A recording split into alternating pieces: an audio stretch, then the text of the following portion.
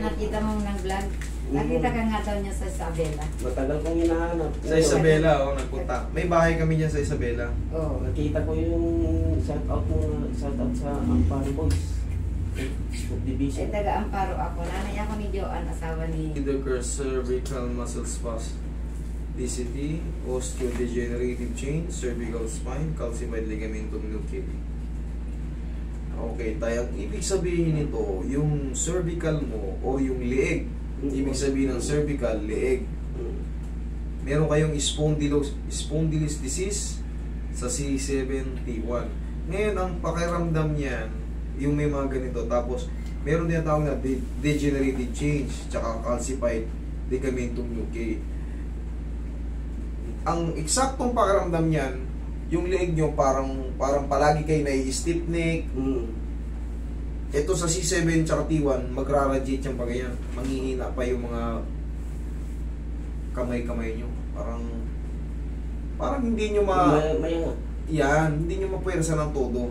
Kasi nakadugtong, tandaan nyo, nakadugtong yung leeg sa kamay. Yung mga spinal nerve, nakapaganyan. So, yung mga bagong nanonood, ayan, para alam nyo rin, ang control ng ito, dito sa leeg. Ngayon, etong binabanggit naman sa osteodegenerative change, siyempre tayo, umiidad na tayo eh. Alam nyo nangyayari, nasisira yung mga disc natin. Pag nasira yung mga disc natin, magre-react yan. Siyempre, sasakit siya. Tapos, siyempre, wag yung gagawin to ah. Ito yung pinakabawal sa mga may mga osteodegenerative change or mga cervical compression.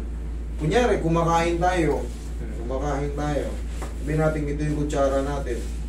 Kumakain tayo sa lamesa. Ngayon, nalaglag yung kutsara nyo sa lamesa. Wag yung gagawin to, yung gaganyan ninyo. Yung aabutin nyo yung ano. Ang gagawin nyo dyan, bumaba kayo, tsaka nyo abutin yung ano. Kasi once na na-compress yung dito nyo, magre-react yun ng irritation. Bakit?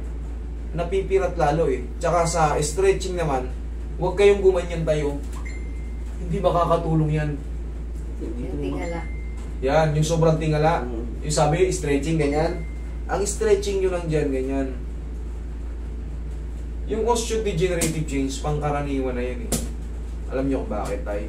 Umiidad na tayo eh. Yun yung tinatawag na sign of aging, yung osteodegenerative change.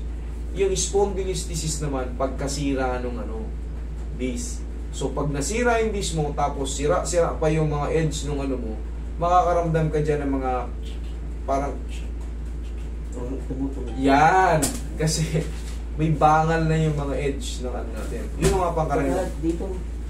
Yan, kasama na yan tayo. Ngayon, paano ngayon masusolusyonan yan? Upo ka. Paano masusolusyonan yan dyan? Meron kasi tayong tinatawag na mga facet joint bukod sa kasi sila yung mag-a-adjust dun eh. Sila yung ma-a-adjust talaga pag nasira yung disc natin kasi bababa yung height niya. Ngayon, siyempre, yung mga facet joint, yun yung tutunog-tunog na kailangan talaga sumuwak siya ron. Pati sa balakang, ganoon din nararamdaman ni tatay. Siyempre, osteodegenerative change na rin yan. Bunga ng pag-edad natin. Okay, ganoon din, i-squeeze lang yan. Pero siyempre, hindi basta-basta squeeze. Kasi kailangan yung mag-i-squeeze o yung mag-a-adjust, kayang makaintindi sa mga mangyayari sa loob after ng treatment. Kumbaga, kayang tansyahin. Yun ang sikreto namin. Hindi na sikreto. May bahay kayo sa Isabela saan? Opo, meron. Saan doon? Diyan sa Rojas. Ay, Rojas. Kawayan. Okay.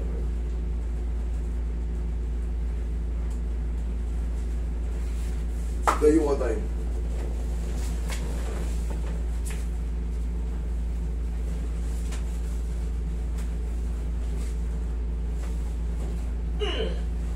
Opo kayo.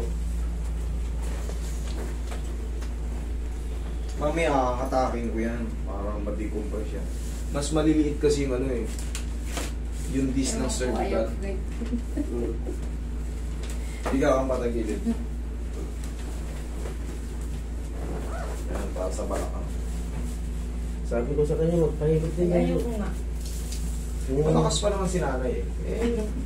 Pagka wala pang nararamdaman, mas ma-appreciate nyo kasi yung mga ganitong method pagka kayo ay in pain. Pero kung kayo ay goods naman, mas maganda pa ano na lang kayo. Pa-plus na lang kayo ng pagmamahal sa mga partner nyo o sa mga anak nyo. Ganun na lang, kabilang side. Totoo, para bukod sa nakatipid kayo, naginawaan kayo in a family love. Okay? Haplos ng pagmamahal ng pamilya nyo. Magpa-massage kayo.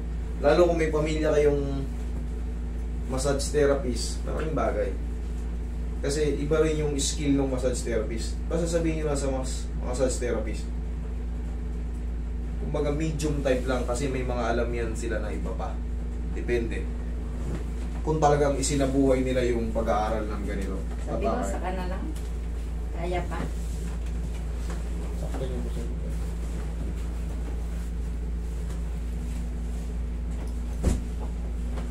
Ito kasing pag-aaral na to, hindi pwedeng kopyahan. Kasi kailangan ikaw yung talas ng isipan mo. Kanina sabi niya, siya nga yun, boses lang niya eh. Sabi ko, hindi mo sinasabi kasi. Andiyan lang.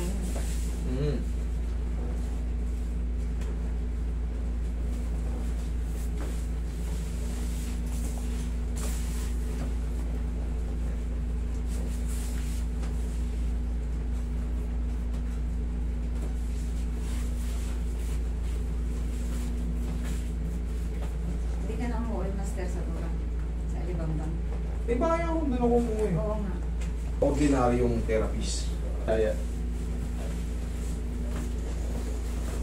Yung 5 years na gano'n ang ginagawa ko. Bro, Ilang taon na kayo tayo? 70. Kita nyo? Iba talaga pagka soldier ka before, army ka. 70 years old na to si tatay pero matikas pa tignan. Lagi sa tiyan. Yan.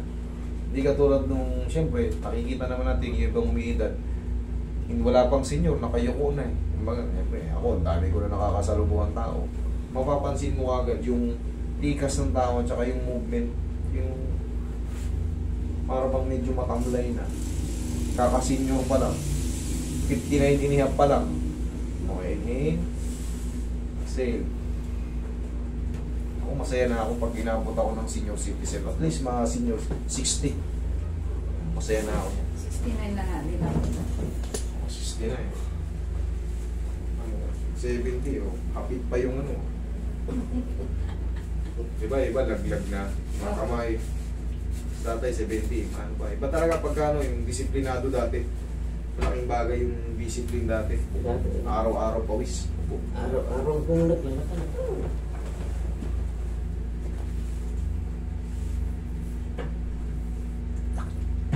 Sa totoo lang, may sarili tong therapist si tatay. May sarili tong kasi may pasilidad na para sa mga army. Meron pa Diyan ba? sa may ano, di ba? Biluna. Diyan sa Biluna ba? Biluna. Sa Sa Biluna. Sa Biluna nga. Oo, Tapos, Biluna. every month andyan siya.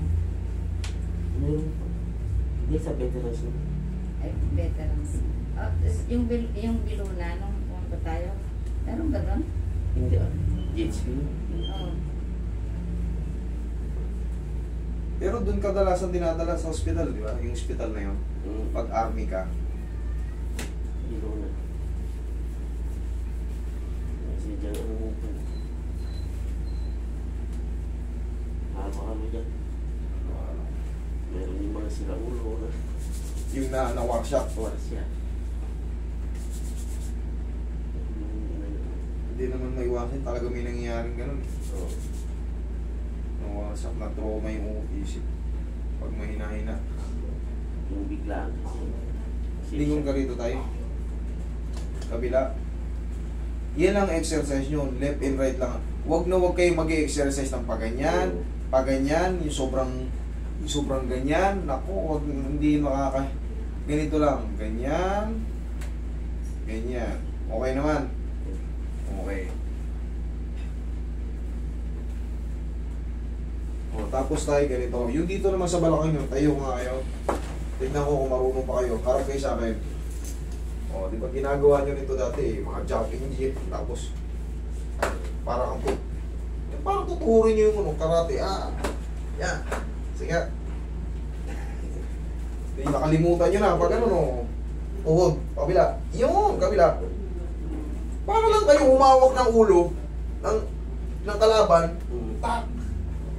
Parang bibiyakin nyo yung ulo niya. Buko. Parang Dito ganun. yung masakit eh dito. Sige po kayo tayo. Pinahihilo. Dito. Sa sentro. Sobrang sakit pa niya ngayon, okay naman. Okay naman, pero kung ubra yan, hindi na. Ngayon okay. Oo. Hindi, ngayon okay na yan. Ngayon, siyempre, hayaan nyo munang yung process ng adjustment. Pero kung masakit pa i-adjust, anin ko pa. Pero ngayon, wala naman na eh. Ngayon, tanggal na yan, kumbaga. Siyempre, na-adjust na yan eh. Nahatak na yan eh. Sa cervical nyo eh. Yung tinatawag na traction kanina, yung hinatak ko yun, no? Yun yung pang-decompress sa mga compression. Kasi meron kayong spondylitis disease. Yung spondylitis disease, pagkasira ng mga tissue, kumbaga may sugat yung disc natin. Kailangan yun, ma-decompress. Tapos tatandaan nyo yung sinabi ko, ha? Huwag na huwag kayong aabot pa ilalim, ha? Huwag kayong magpupumilit na gumano, no? Yung mga ganyan, hanapin pa ng kamay nyo. Upo ka raw. Umupo kayo, tsaka nyo abutin yung bagay para hindi puwersado. Okay, kasi may tama na yung ano natin eh. Okay? Sige. Okay tayo, huwag na kayo maligo, ha? Thank you. Pag-try pa ng mga